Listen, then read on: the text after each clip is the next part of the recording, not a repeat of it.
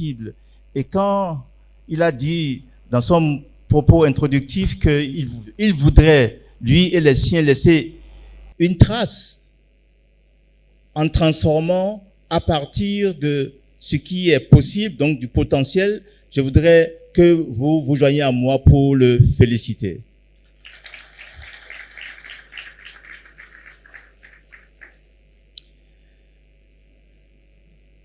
En quelques minutes, j'espère réussir à vous dire pourquoi je pense que Make Africa dépend de la manière dont nous serons capables de transformer notre urbanisation.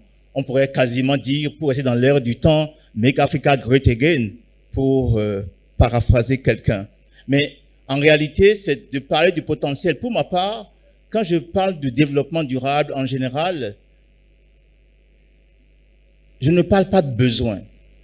Je parle de potentialité. Et c'est pour cela que je n'utilise pas souvent la définition du rapport Brundtland qui a centré la définition sur le potentiel. Et on a parlé du besoin en réalité.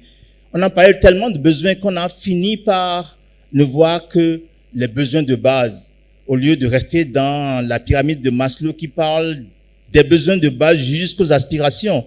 Et on a fini par réduire le pauvre à ses besoins, alors que les besoins sont circonstanciels. Et nos potentialités, on les amène partout. Donc, je voudrais, dans mon propos, réussir, j'espère. Vous pouvez m'envoyer le signal sur l'écran, s'il vous plaît. Je voudrais réussir, j'espère, à faire ces 4 points-là. Le rôle central des dynamiques d'urbanisation dans la construction de l'Afrique. Quelle est la fabrique des villes africaines d'aujourd'hui? Quelles sont les transitions nécessaires pour que ces villes-là deviennent les villes de l'Afrique que nous voulons? Vous savez que cela, en réalité, est l'agenda de l'Union africaine pour 2063, décliné sur 2030 et au-delà. Et enfin, quel pourrait être le rôle de l'IA et pour mobiliser les intelligences territoriales et pour mettre en œuvre les politiques publiques?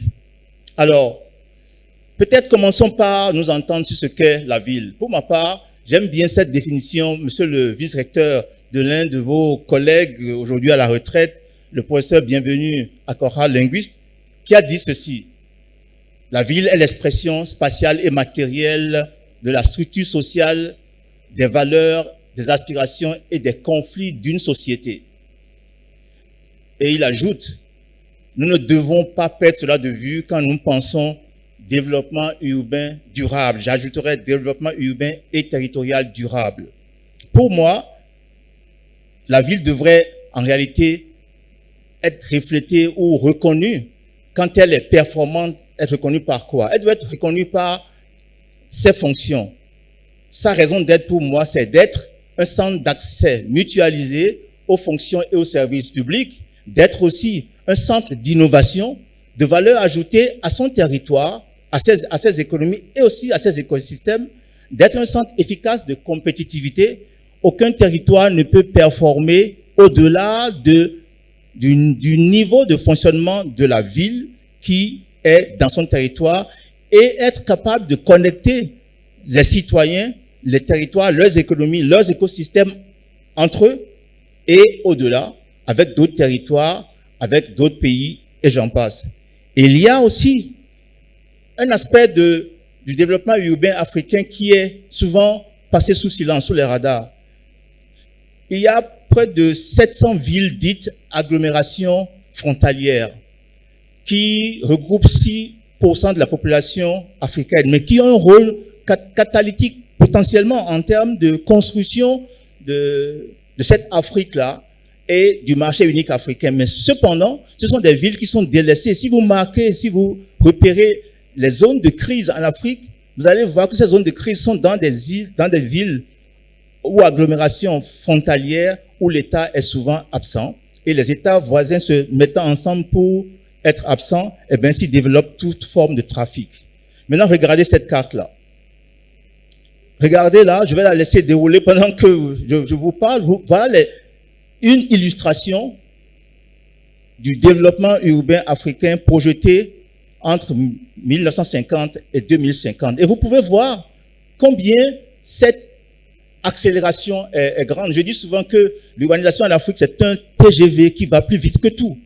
Plus vite que notre capacité à appréhender l'urbanisation, notre capacité à la planifier, notre capacité à y investir, notre capacité aussi à mobiliser son potentiel de transformation pour les territoires. Alors, en quelques chiffres, l'urbanisation en Afrique, c'était 27 millions d'urbains en 1950. De 2015 à 2020, il y a 22 millions par an d'urbains par an. C'est 60 000 personnes par jour. C'est comme si chaque jour, on construisait une ville de la taille de Malanville ou de Kandi au Bénin. C'est ce qu'il faut imaginer. Et que chaque année, on construisait plus de 20 Cotonou à la fois. Voilà le défi que l'urbanisation nous présente. Mais comme toujours, tout défi, quand on retourne cela, on voit les opportunités que cela porte. L'Afrique est devenue urbaine en 2020. Les chiffres ne sont pas tout le temps concordants, mais sur la base des dynamiques mesurées, non pas à partir des satellites, à partir de certains indicateurs statistiques africains qui sont dépassés en ce qui concerne leur mesure des dynamiques urbaines. J'aime bien le travail fait par Africapolis, que je vous invite à visiter. L'Afrique est devenue urbaine en 2020, c'est plus de 54% de la population, et 97% des villes ont entre 10 000 et 300 000 habitants. Et enfin, 80% de la croissance urbaine, donc de la croissance de la population africaine va être dans les villes entre maintenant et 2050, 80%. C'est ça l'ampleur des mutations démographiques qui se passent dans les villes. Et quand on l'appréhende, on peut se dire alors que la ville africaine de demain est centrale pour la transformation de l'Afrique, est centrale pour la transformation de chaque territoire et de chaque pays. Encore une fois, aucun pays ne peut performer au-delà de la capacité de performance de ces villes. C'est donc un chantier sociétal, un chantier qui potentiellement devrait impliquer chaque Africain et faire de lui un acteur des possibles.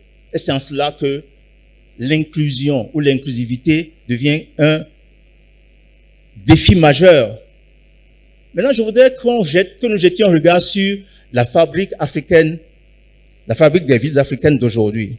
Et vous voyez, cette image-là, qui est une image composée, vous voyez à votre droite, il y a une ville, un quartier ou une agglomération orthonormée, régulière, formelle. À gauche, il y a quelque chose d'informel. Et vous voyez comme toi, quelque chose de parfaitement informel. En fait, ça résume bien la dynamique africaine. Les villes africaines et le pourcentage de 60% cristallise bien ce qui les caractéristiques des villes africaines. Elles sont à 60% jeunes. La population est jeune à 60% en moyenne, à moins de 25 ans. Fragmentée spatialement, fragmentée au plan organisationnel, fragmentée au plan structurel et informel, encore une fois. L'habitat urbain africain est informel majoritairement. Informel de par l'habitat, de par l'économie. L'économie informelle assure 90% des emplois urbains, 90% des emplois urbains et 90% de la mobilité urbaine aussi. Donc, quand on a dit informel, qui est devenu un mot très connoté, qui veut dire, d'ailleurs, le mot informel signifie sans forme. Mais j'aime bien ce mot d'un urbaniste français très connu, Émile Ayot, qui a dit désordre apparent, ordre caché. Là où vous voyez, vous, avec votre regard, un désordre, ceux qui vivent là, qui ont conçu, ceux qui les fait vivre, les soutiennent, il y a un ordre caché. Si vous voulez travailler avec eux, il faut d'abord discerner cet ordre-là, caché, avant éventuellement de leur apporter ce qui pourrait être votre expertise, votre savoir-faire. Donc, informel, la ville africaine est par l'habitat, par l'économie et par sa gouvernance. Mais on pourrait en discuter pendant les débats. Donc, une population très jeune, le défi de l'informalité entre 1990 et 2015, 90% des nouveaux urbains africains se sont installés dans les zones périurbaines dites informelles, précaires et je vous laisse continuer le genre de qualificatif que nous utilisons. Ils se sont mis là. Et souvent, dans cette précarité périphérique-là, c'est souvent, enfin pas toujours, mais souvent des zones qui devraient être édificantes, non édificantes. Donc préservées de toute occupation pour souvent servir d'exutoire à l'idéologie de la ville. Et la ville africaine aussi, elle croît par étalement. Imaginez que à Lagos aujourd'hui, les espaces verts représentent à peine 3% de la ville. Dakar a perdu en 3 décennies 30% de ces espaces verts. Ce n'est pas durable quand on sait que la nature est une défense naturelle pour la résilience d'une ville. Et j'en passe, la macrocéphalie des villes africaines, des capitales par exemple. En 2018, Bamako, c'était plus de 70% de la ressource d'investissement et de la ressource administrative en termes de ressources humaines du Mali.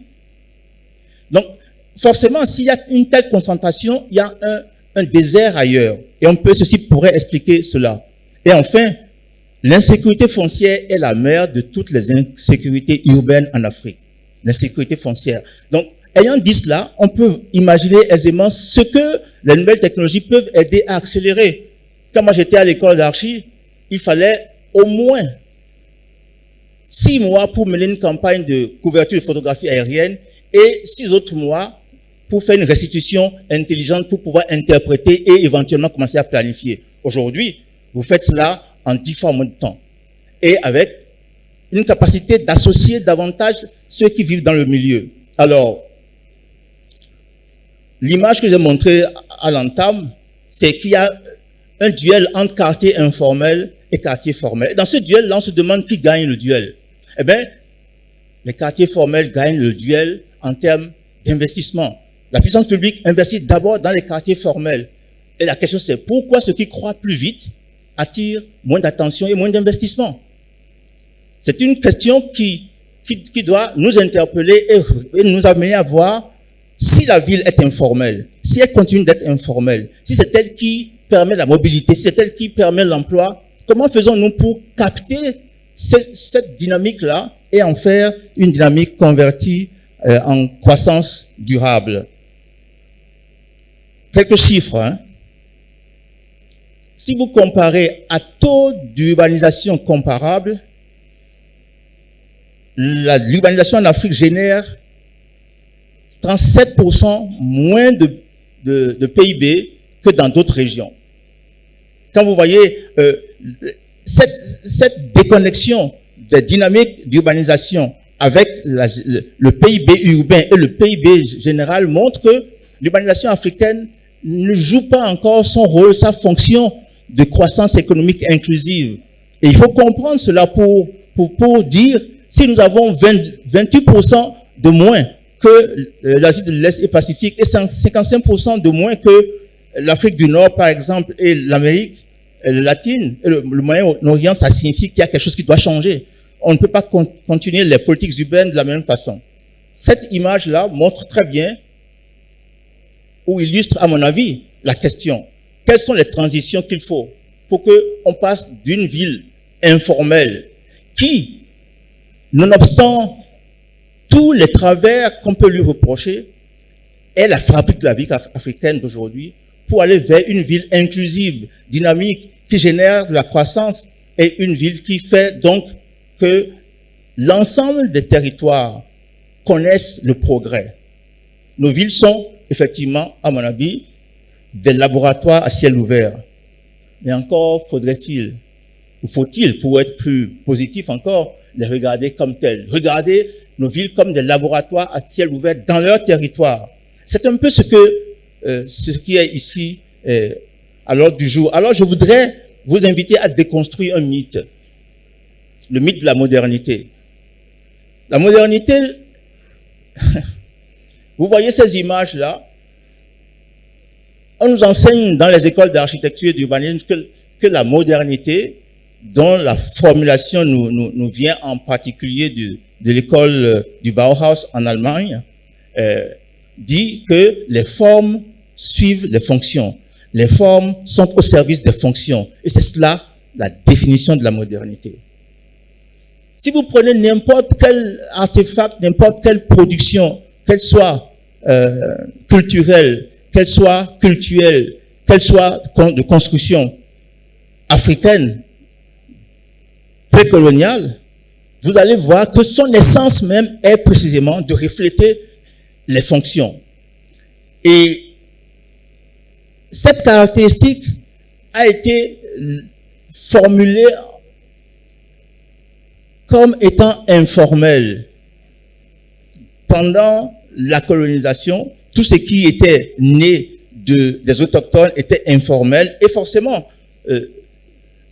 l'administration coloniale a fait les villes qu'elle savait faire, orthonormées, pensées par elle, et tout ce qui n'était pas comme ça était labellisé comme étant informel. Il y a là, de par l'histoire africaine, je ne le dis d'ailleurs pas pour stigmatiser le passé, mais pour en tirer toutes les leçons d'implication pour nous. Il y a ce qu'on appelle l'épistémicide, qui signifie que les systèmes de connaissances ont été déclarés comme n'en état point. Et l'autre corollaire, ça a été que il y a comme une culture ou un complexe d'extranéité qui veut que ce qui est bon pour nous doit venir d'ailleurs. Et cela, quand vous allez dans une école d'architecture, y compris aujourd'hui, ou d'urbanisme, vous le vivez, les curricula sont encore aussi orientés comme cela. Les cours qui portent sur les connaissances liées à la construction de la ville, nées de façon endogène, sont très rares. Cependant, les choses changent.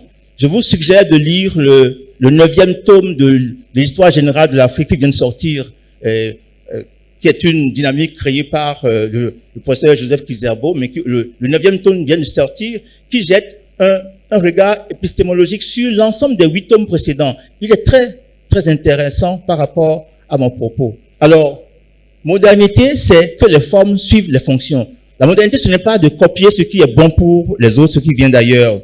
Et donc, la ville moderne, si c'est une ville dont les formes sont au service des fonctions naturelles, fonctions humaines, et ainsi de suite, elle ne peut alors qu'être durable et inclusive. Et en cela, la ville durable est un projet éminemment culturel. Je dis éminemment culturel. Pour qu'elle soit durable, inclusive et refléter le potentiel et l'intelligence des territoires, il faut qu'elle soit éminemment culturelle. Alors, le défi que nous avons, c'est que les villes africaines, leurs gestionnaires et leurs acteurs puissent comprendre ce que les villes doivent à leur informalité. Et c'est là que vous allez voir tout à l'heure que les données sont essentielles pour appréhender ce que les villes doivent à leurs informalités. Les informalités urbaines sont à la fois les moteurs économiques des villes africaines. Les bidonvilles d'Afrique comptent parmi les pôles d'affaires les plus dynamiques au monde. Et ça, c'est pas moi qui le dis. C'est The Economist qui l'a dit en qualifiant un certain nombre de bidonvilles africains où on ne peut qu'être émerveillé au-delà de l'aspect bidonville. Quand vous entrez en immersion dans l'économie, vous êtes surpris par la capacité des gens à faire beaucoup avec peu. Ces économies informelles soutiennent en fait la subsistance. Elles ont été pour beaucoup dans la résilience africaine, y compris pendant la Covid. On ne le dit pas assez, mais peut-être que pendant le panel, on en parlera. Ce sont des secteurs d'innovation sociale majeurs, mais qu'il faut pouvoir capter pour les politiques publiques. Et ce sont des secteurs d'innovation, de résilience urbaine.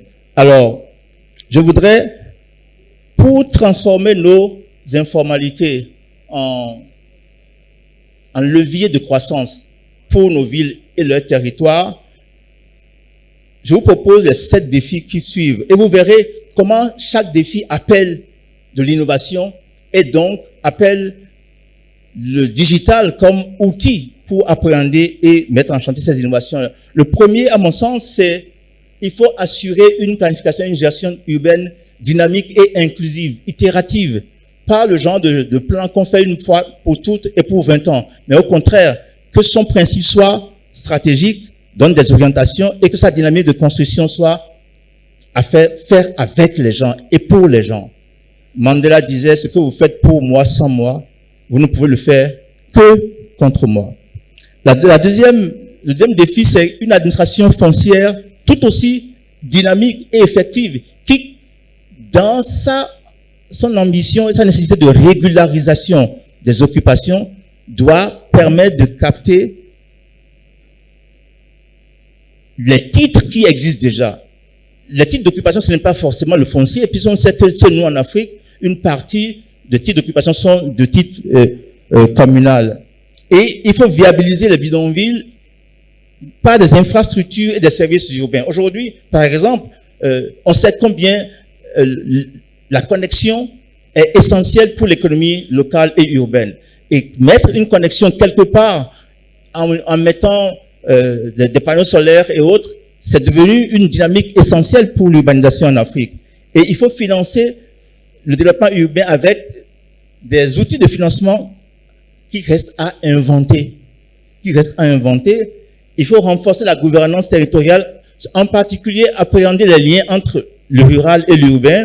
Il faut restaurer les écosystèmes, entre autres, remettre la nature avec la ville. C'est un élément important. Et enfin, les villes africaines sont à haut risque par rapport au changement climatique. Elles sont à très grand risque, labellisées comme telles quand on mesure le risque, mais ce risque est lié précisément au fait que les villes se sont développées dans des zones largement non édificantes et qui n'ont pas les infrastructures nécessaires pour construire la résilience. Donc, il faut pouvoir le faire. Et l'éviction des gens n'est pas forcément la bonne solution. Chaque fois que vous évitez les gens, par principe, vous faites comme un cancer que vous aidez à se métastaser.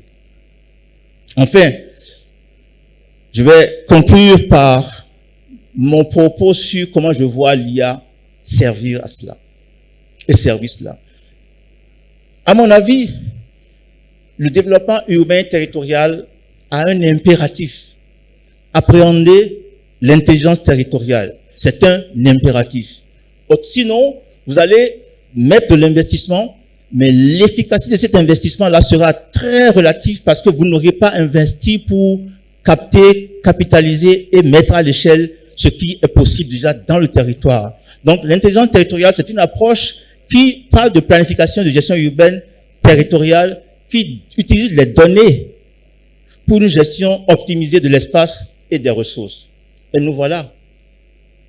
Donc, savoir mesurer l'état des lieux, savoir voir aussi ce qui est sous surface, l'ordre caché, savoir le mesurer, lui donner des paramètres qui permettent de construire des politiques publiques, c'est ça qu'on appelle l'intelligence territoriale en d'autres termes. Et l'IA qui peut mettre en musique les données est tellement utile pour ce faire. L'analyse précise des ressources et des besoins, y compris ceux méconnus ou dites informels. L'optimisation de la gestion des ressources urbaines et naturelles des territoires. L'amélioration, par exemple, des mobilités.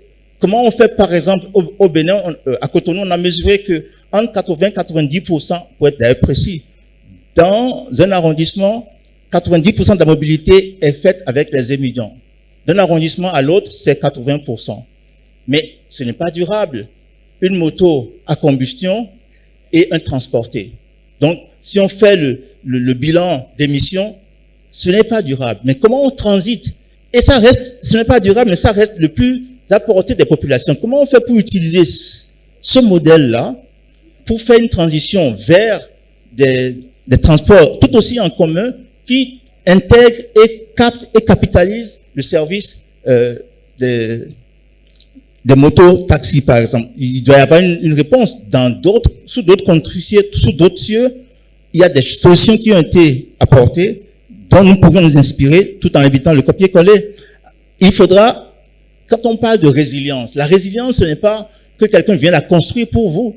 La résilience, c'est que celui qui vient vous accompagner vous aide à révéler votre source de résilience, puisqu'il s'agit d'absorber le choc et de rebondir en mieux.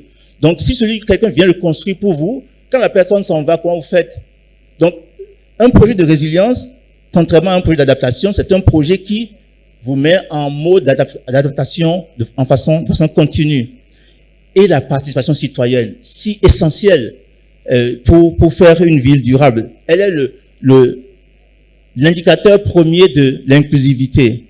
Alors, le message clé, à mon avis, c'est que le numérique et l'IA doivent amplifier l'intelligence humaine et territoriale, pas la remplacer. Et l'ère des données nous permet précisément de construire des villes à l'écoute. Une ville intelligente, ce n'est pas une ville connectée de partout, absolument. Je suis allé plusieurs fois dans la ville intelligente coréenne initiale, Songdo, et j'ai pas eu envie d'y vivre. Tellement elle est connectée qu'elle en est inhumaine. Et vous demandez à ceux qui y vivent, ils vous diront. Donc, une ville à l'écoute. Et l'outil technologique doit servir à ça. Il y a la puissance publique doit permettre l'innovation, créer des sandboxes, des bacs à sable qui permettent de prendre des risques pour tester ce qui est possible, afin de pouvoir ensuite le diffuser et impliquer les acteurs locaux. Pour conclure, donc, je voudrais dire ceci. La ville africaine de demain, c'est une ville qui a une âme, qui ne vient pas d'ailleurs, qui n'est pas copiée d'ailleurs, qui n'est pas empruntée. Alors, donner une âme à la ville africaine du futur, c'est contenir et gérer intelligemment une urbanisation galopante, allier nos soi-disant informalités et savoir-faire endogène à nul autre pareil au progrès fulgurant de la digitalisation, de la téléphonie, de l'intelligence africaine. Et pour cela, il y a de quoi innover. Je vous remercie.